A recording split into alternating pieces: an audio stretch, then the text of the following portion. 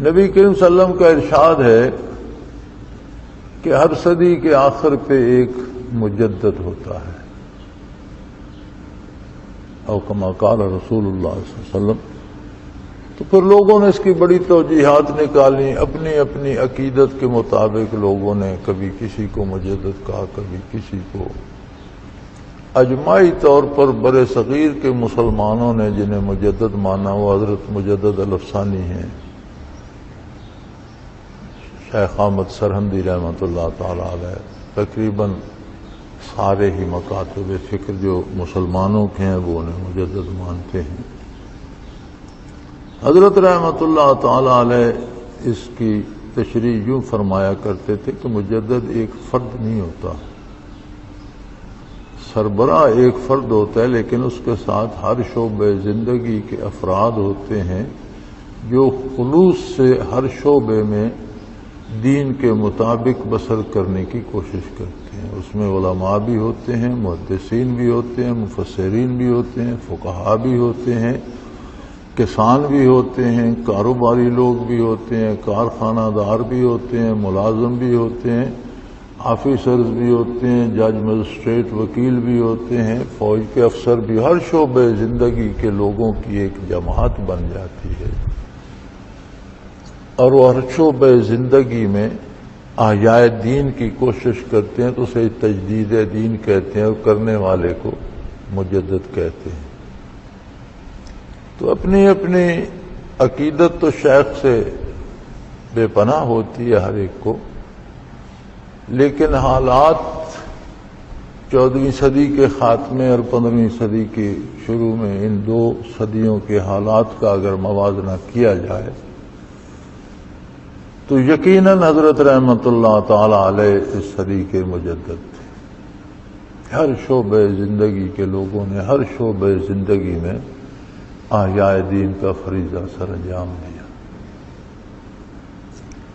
تو یہ صدی کے آخر پہ ہی مجدد کیوں ہوتا ہے؟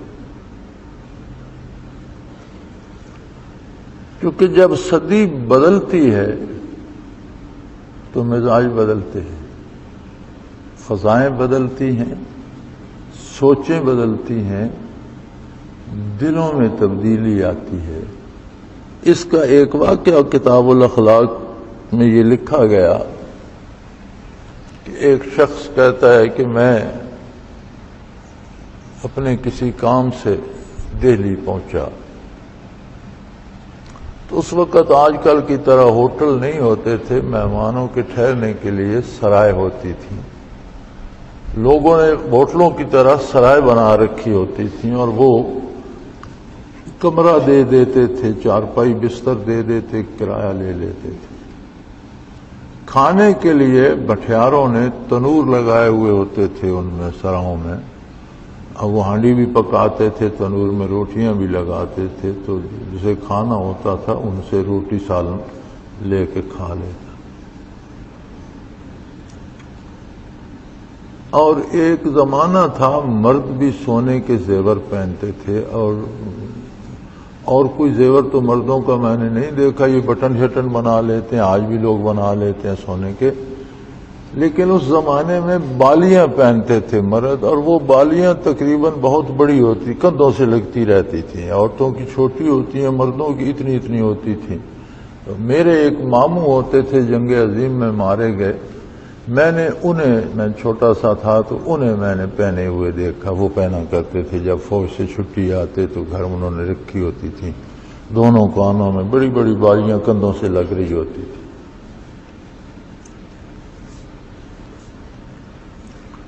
تو وہ غالباً 11ویں صدی کا واقعہ بیان کرتے ہیں، اب مجھے یقینی یاد نہیں کہ 10ویں کا کرتے ہیں یا 11ویں صدی ختم ہو رہی تھی۔ تو کہتے ہیں میں دہلی پہنچا، سرائے کے مالک سے ایک کمرہ لیا، تو جب میں کمرے میں گیا آرام کرنے کے لیے، فالتو لباس اتارا اور چارپائی سے، تو میں نے کہا دروازہ پھیر دیتا ہوں، تھوڑی دیر آرام کرتا ہوں۔ جب میں نے دروازہ پھیرا تو اس دروازے کے پیچھے کیلیں لگی ہوئی تھی کپڑے لٹکانے کے لیے، تو ان میں ایک جوڑا وہ مردانہ بالیوں کا لٹک رہا تھا، تو وہ تو کافی وزنی ہوتی تھی، بہت بڑی بڑی ہوتی تھی. تو کہنے لگے میں بڑا پریشان ہوا اور میں سمجھ گیا کہ مجھ سے پہلے جو شخص یہاں ٹھہرا ہے نا وہ بھول گیا ہے، یہ اس نے یہاں اتار کے ٹانکی ہیں اور جاتے وقت اسے یاد نہیں رہی. تو کہتا ہے میں نے بالیاں اتاری اور میں وہ جو سامنے تنور والا تنور تھا اس پر گیا، وہ اس کی خاتون وہ بٹھیارن بیٹھی تھی.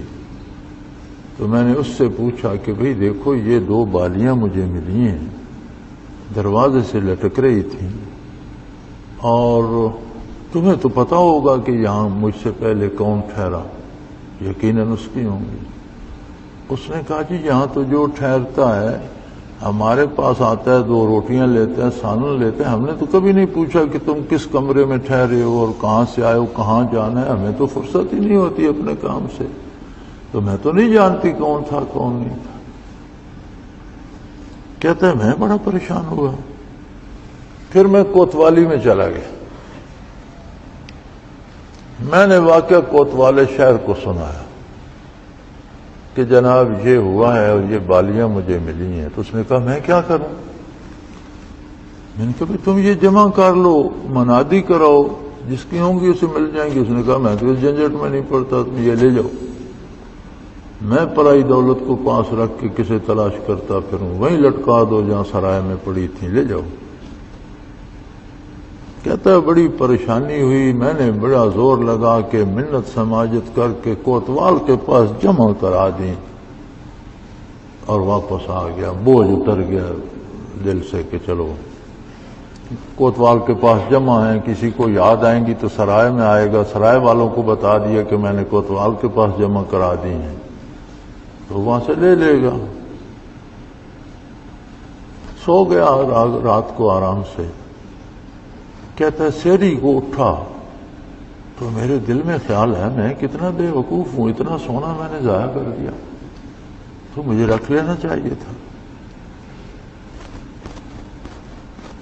بڑی بےتابی سے صبح کا انتظار کیا. اب میں سوچ رہا تھا کہ اس بٹھیارن کے پاس جاؤں کہ اتنے میں دروازہ کھٹکا، دیکھا کون ہے تو وہ بٹھیارن تھی. بھائی وہ بندہ مل گیا ہے، وہ بالیاں کہاں ہیں؟ میں نے کہا وہ تو میں نے کوتوال کے پاس جمع کرا دی تھی، وہ لا دو، وہ بندہ مجھے پتہ ہے اس کو دینی ہے. کہتا ہے میں نے جلدی جلدی ہاتھ منہ دھویا، کپڑے پہنے،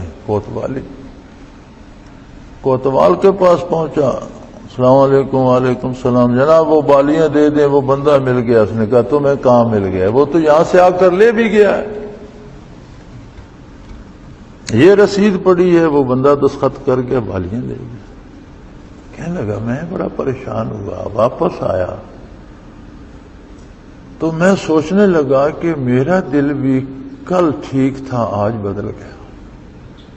کل مجھے ان کا لالچ نہیں تھا اور آج صبح اٹھتی مجھے بھی ان کی فکر پڑ. کل یہ بٹھیارن نام نہیں لینے دیتی، آج صبح صبح اس نے میرا دروازہ کھٹکا دیا. کل کوتوال لینے سے انکار کر رہا تھا، آج وہ کہتا ہے وہ بندے ہی لے گیا، کھا پی گیا. یہ ہوا کیا ہے؟ کہتا ہے میں نے بہت سوچا تو مجھے سمجھ آئی کہ رات 11ویں صدی ہجری کی آخری رات تھی اور یہ کل کا دن آخری دن تھا اور یہ رات 12ویں صدی ہجری کی پہلی رات ہے. یعنی صدی تبدیل ہوئی تو مزاجوں میں اتنا فرق ہے. تو یہ 11ویں اور 12ویں کی بات ہے. ہم نے 14ویں ختم کی ہے اور اب ہم 15ویں میں سانس لے رہے ہیں. تو اسی سے اندازہ کیجئے کہ مزاجوں میں کتنی تبدیلی اور کتنی گراوٹ آئی ہوگی. اسی لیے تو آج آپ دیکھتے ہیں کہ ہر بندہ حقوق حقوق حقوق کہہ کر لڑ رہا ہے، فرائض کسی کے نہیں. ہمارے حقوق کے نام پہ ڈاکٹروں نے ہڑتال کر دی اور مریض بے کسی سے ہسپتالوں میں ایڑیاں رگڑ کر مر گئے. کیا یہ ان کے فرائض نہیں تھے؟ حقوق تھے تو فرائض بھی تو تھے.